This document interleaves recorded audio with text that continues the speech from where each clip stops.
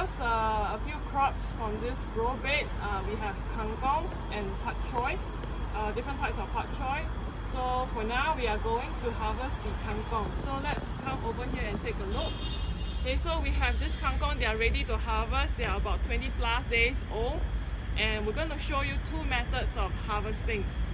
The first method will be actually just to pull out the whole crops and then start all over.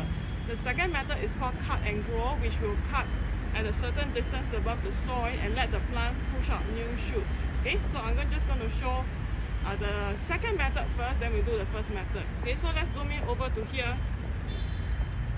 Okay, so we can come closer. Okay, so the leaves you see are so healthy, they are all ready to be eaten.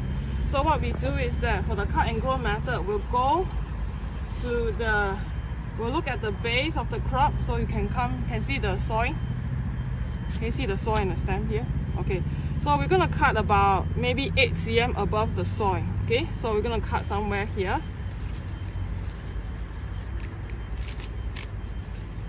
Okay, so what happened is that this part that we cut off will no longer throw out new growth, but they will have new growth thrown out from the side, and then we can harvest them maybe in 2.5 weeks time.